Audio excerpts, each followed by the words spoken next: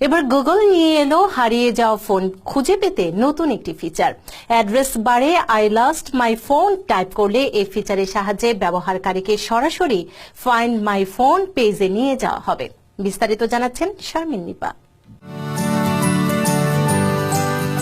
হারিয়ে যাওয়া বা চুরি যাওয়া ফোন খুঁজে পেতে এবার টেক জায়ান্ট গুগল নিয়ে এলো নতুন একটি ফিচার, ফাইন্ড মাই ফোন। 2015 সাল থেকে চালু গুগলে মাই অ্যাকাউন্ট হাবে এই নতুন ফিচারটি যুক্ত করা হচ্ছে।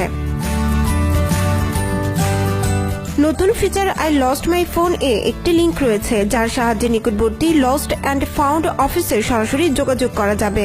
ইউরোপ ও এশিয়ার জন্য এটি অত্যন্ত কার্যকরী একটি অপশন। এই ফিচার ব্যবহার করে হারিয়ে যাওয়া ফোন বা ট্যাবলেটের মালিকেরা তাদের ডিভাইসের রিং দিতে, এতে চালু গুগল অ্যাকাউন্ট বন্ধ করে দিতে এবং ম্যাপে ফোনের অবস্থান দেখতে পারবেন। তবে কিছু কিছু অপশনের জন্য iOS ব্যবহারকারীদের আইক্লাউড পেজে নিয়ে যাওয়া হবে।